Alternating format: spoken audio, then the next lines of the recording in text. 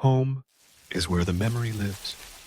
The train moved slowly through the valley, its rhythm steady and comforting, like the heartbeat of something old and familiar.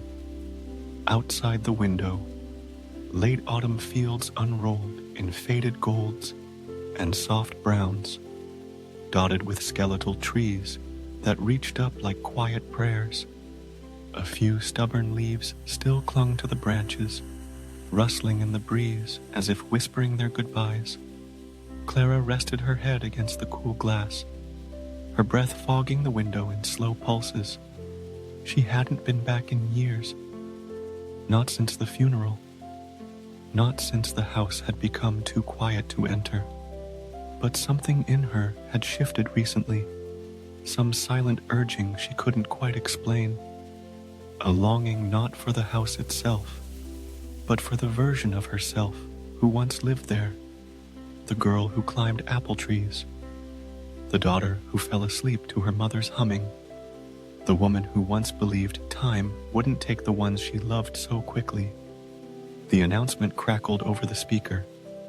"Next stop, Eversong." She sat up straighter, smoothing her sweater. The name still carried music in it, like something from a storybook. Eversong, the town where everything had roots, where her parents built a life from scratch and laughter, where memories lived in the wooden grain of floorboards, in the smell of lavender and tobacco, in the quiet ticking of a mantel clock that never quite kept time, but refused to be replaced. She stepped off the train with a single bag, the autumn air wrapping around her like an old shawl, crisp and sweet. It carried the scent of chimney smoke and wet leaves. The station hadn't changed, nor had the old dirt road that curved up toward the edge of town. Toward the house, she walked the last half mile. The house appeared like a memory might. Slowly, softly, through the gaps in the trees, the porch sagged a little more than she remembered, and the ivy had claimed much of the fence, but the windows still caught the light just so, and the roof still sloped with the same gentle humbleness that had made it feel more like a nest than a structure. Clara stood at the gate and breathed in. Home, or something like it. She reached for the key, tucked inside her coat pocket. The metal was cold, but the weight of it felt known. The lock clicked open, and as the door creaked inward, 1,000 familiar smells rushed to greet her. Aged wood, dried rose petals, the faintest trace of her father's pipe smoke. The house exhaled, and she stepped inside. It was quiet, but not empty. The furniture, though draped in white cloths, still held the shapes of life. An armchair curved just slightly from years of leaning, a lamp tilting with the grace of an old friend. Dust motes floated lazily through shafts of light, like time itself had been resting. She moved room to room, peeling back sheets and memory. In the kitchen, she ran her thoughts along the counter where her mother used to knead dough. In the hallway, she touched the spot on the wall where she had measured her height in pencil marks, the last one stopping just beneath her father's final note. "Our girl's nearly grown." She sat for a while on the window seat in the parlor, listening. Not to any sound in particular, but to the stillness, the way it seemed to welcome her, to hold her without question. Later, she unpacked only what she needed: a notebook, a scarf, a single framed photo of her parents smiling in the garden, wild mint blooming behind them. She placed it on the bedside table and opened the window. The wind carried in the soft murmur of trees and the occasional call of a crow. She closed her eyes, letting it all move through her. That night, she lit a fire in the hearth and sat in the armchair her father once claimed as his. She cradled a mug of tea and stared into the flames. their dance slow and deliberate.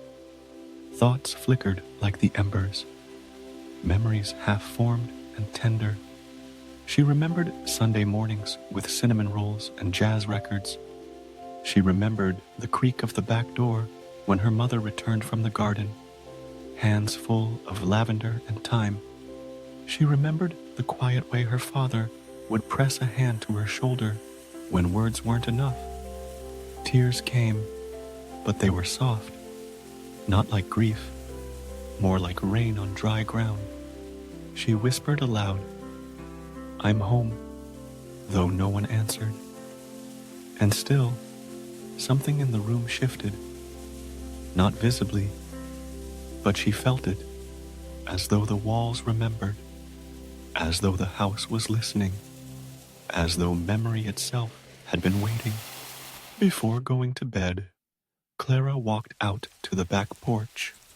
The moon hung low and round over the fields, casting a pale glow over the tall grass.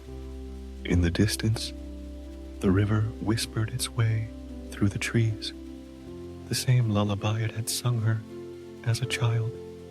She looked out into the night and breathed the old air into her lungs. Home was not just a place, she realized. It was a rhythm, a scent, a silence, a collection of moments layered into wood and wind. And perhaps most of all, it was memory, alive, unfinished, and reaching for her even now. Morning arrived softly, carried in on ribbons of pale light that spilled across the wooden floorboards. The air was cooler inside the house than Clara had remembered, but not cold, just crisp enough to nudge her awake gently. She wrapped herself in her father's old cardigan, a faded gray thing, a little too large, and padded into the kitchen. The kettle took longer to boil than she expected, but that too felt familiar. The old stove had never been in a rush. It had always required a bit of patience, like most of the things that had mattered in this house. As the tea steeped, she stood by the window, watching the wind shake a maple tree in slow motion. The leaves had begun to fall in earnest, spinning like dancers toward the earth. Some clung stubbornly to branches, as if not ready to let go.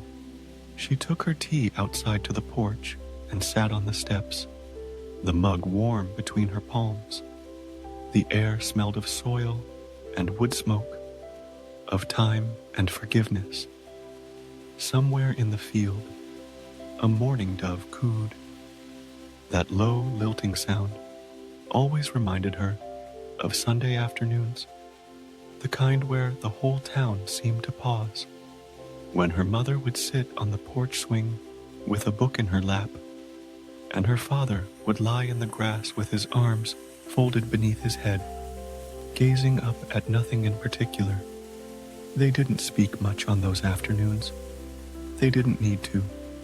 Their quiet seemed to talk to each other. Clara missed that kind of silence, the kind that didn't ask anything of you. After breakfast, she opened the door to the attic. The stairs groaned beneath her as she climbed, dust swirling like memory in the shafts of light that cut through the small window. The air was thick with time. She lifted the lid of the first box and smiled. Letters, carefully tied in twine, some with her name written in her mother's graceful cursive, others addressed simply, "My love," in her father's unmistakable scrawl. She held one close to her chest before reading, as if pressing it against her skin would somehow bring the voices back. There were photographs, too, black and white, Polaroids, the kind with bent corners and handwritten notes on the back. First snow, 1978. Clara's 5th birthday. Cake disaster. You said your first word here. It was light. She laughed softly at that last one. It felt like something she would have said. Beneath the box of photos was an old wool blanket, and under that, a wooden crate labeled, "For Clara, when the time is right." She froze. Her hands trembled a little as she opened it. Inside was a small stack of journals, worn soft at the edges. Her mother's handwriting on the first page. "For you, my girl, so you'll always know where you come from." She took the first journal downstairs and curled into the window seat, pulling the blanket around her legs. The entries were quiet things. Notes about the garden. Recipes tried and failed. Observations about the way Clara had smiled at the mailman, or how her father always hummed when nervous. But nestled among the ordinary were pieces of a woman Clara had never quite known. "I worry sometimes that I'm not giving her what she needs. I love her more than I know how to say. I just hope she hears it anyway. He doesn't always know how to show it, but he watches her like she's the whole sky. I see it when he thinks no one is looking." Tears came without fanfare. Softly. It wasn't grief. Not exactly. It was like opening a window after years of still air. A breath she hadn't realized she'd been holding. Later that evening, she lit a candle on the mantel and sat by the fire. The journal still open beside her. The flames flickered gently, casting golden shadows across the walls. She imagined her mother there in the kitchen, kneading dough. Her father in his chair, half asleep, murmuring responses to questions she hadn't even asked. Clara whispered into the room, "I remember now." And she did. She remembered the sound of her parents dancing in the kitchen after dinner, barefoot and laughing. She remembered how her father would tuck her in with the same phrase every night. "You're safe, you're loved, you're home." She remembered how her mother smelled of lemon soap and rosemary, how she always touched her hair before speaking something soft. These were not just memories.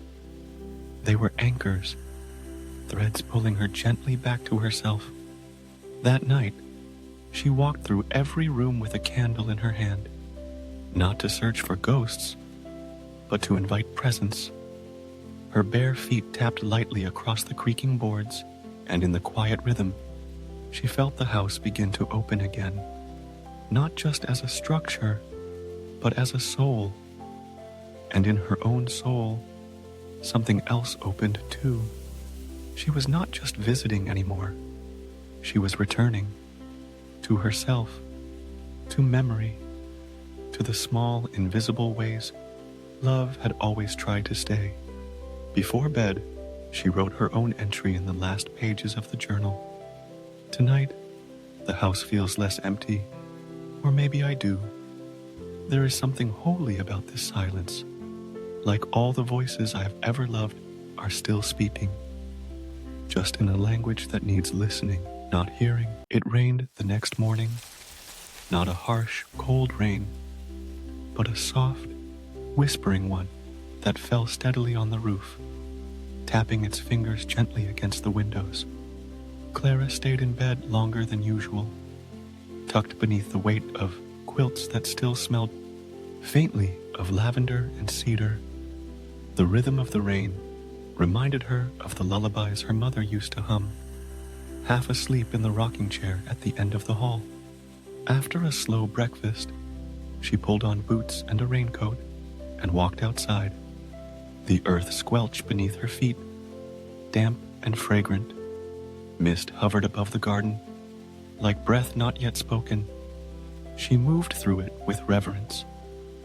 The hydrangeas had begun to turn, once blue, now mottled with purples and dusty pinks. Everything was softer in the rain, even her thoughts. She wandered toward the old tool shed. Its door creaked open with effort, hinges groaning like joints, waking after too long at rest. Inside, the air was thick with dust and stories. Her father's tools still hung in their places, each one labeled in his neat, quiet handwriting. There was something sacred in the care he had taken to organize such ordinary things. Clara ran her fingers along the workbench. In the corner, beneath a dusty dropcloth, was a wooden chair frame, unfinished. Her breath caught. She remembered now. He had started carving it for her just before her college graduation. He'd said it would be ready when you come home next, but she hadn't returned for years, and he'd never finished it. She touched the curve of the armrest, feeling the grooves where his hands had shaped the wood, and then, for reasons she couldn't explain, she sat on the floor and wept. It wasn't loud. It wasn't even sad in the way grief is usually sad. It was more like the body finally letting go of something it had carried too long. She cried for all the things they hadn't said, for the holidays missed, for the guilt she didn't know she still wore like a second skin. But when she finished crying, she noticed something else. On the wall behind the bench, there was a small, square wooden box. Nailed near the window, inside, tucked carefully, was a folded sheet of paper. She pulled it out, hands trembling. Her father's handwriting again. Clara, in case I don't get to tell you, this house is yours. Not just the walls and roof. The stories, the rhythm, the breath of it. I built it for you to always come back to. Even if you never do, it'll wait. Just like I did. Love you, kid. Dad, she folded the note and held it to her chest. She didn't try to stop the tears this time. She let them fall one by one onto the old wooden floor. That afternoon, the rain cleared. A soft light emerged, and the air outside smelled like renewal. She spent the rest of the day cleaning the porch, trimming the wild hedge near the front path, and gathering fallen leaves into baskets. Her hands were red from the chill, but her heart felt strangely steady. Later, she found herself sitting on the back steps, watching the sun dip toward the horizon. The sky lit up in gold and ash and peach. Birds wheeled through the last of the light. In the distance, the river shimmered like silk. She heard it again, faint and sure. Her father's voice, not as memory, but as presence. It'll wait, just like I did. And she believed him. She walked inside, picked up one of her mother's journals, and read an entry written years ago. I think this house remembers more than I do. When I feel lost, I sit still and let it remind me who I was, who we were. There's something here that listens. I don't need answers. I just need to feel its breath again. Clara closed the journal gently. She knew now what her mother had meant. That night, as she sat by the fire, she began writing. Not in her mother's journal, but in her own. She wrote about the way memory didn't live only in the mind, but in the walls, in the land, in the rain. She wrote about forgiveness, how it often arrived after the apology was long gone. She wrote about how silence had started to feel like company instead of absence. And then, in the margin of the page, she scribbled, maybe home is not a place. Maybe it's a return. Maybe it's a remembering that I've always belonged. The wind had changed. By morning, the crispness in the air carried not just the scent of autumn, but something softer, deeper, like time folding in on itself. The sky was pale and still, and the maple leaves had turned almost fully golden, their edges browned like pages of a beloved book. Clara sat at the kitchen table, a cup of tea in her hands, her breath visible in the slanting light. She had been waking earlier these days, not by alarm, but by rhythm. The house seemed to rise with her, warming slowly with the light, remembering its way back to life. It had been 3 weeks since she arrived. She had cleaned the attic, restored the garden beds, repaired the wobbly porch rail her father had always meant to fix, but never did. She had filled the house not with noise, but with attention, with hands that touched old things kindly, and with footsteps that honored every creak of the floorboards. She had also written, pages upon pages. Her own journal now sat beside her mother's on the shelf, 2 voices speaking across time. That morning, Clara opened the back door and stepped barefoot into the grass. The earth was cold beneath her feet, but grounding. The trees stood tall and quiet, like old friends watching her gently. She walked toward the oak near the back fence, the one her father had planted when she was born. The tree had grown wide and beautiful, its branches a cathedral of golden light. Tucked beneath it was a wooden bench, half buried by fallen leaves. She brushed them away and sat. It was here that she felt it again, the presence, not a ghost, not a memory, just a fullness, as if the air itself remembered who she was. She closed her eyes and placed her hands in her lap. "I'm still here," she whispered, and she was. She thought of the last conversation she had with her father before he passed, how it had been short, clumsy, but filled with truth. He had taken her hand and said, "I don't have much to give you, but I hope the house gives you what I couldn't." She hadn't known what he meant at the time, but she did now. The house had given her time, stillness, memory, and a way back. A squirrel darted up the oak tree, scattering acorns as it went. Clara laughed softly and stood. She walked toward the old swing set at the edge of the field. The swing still creaked in the wind, and she sat on the middle one, her childhood spot. She pushed off lightly, the swing rocking back and forth in a gentle rhythm. The world tilted and returned,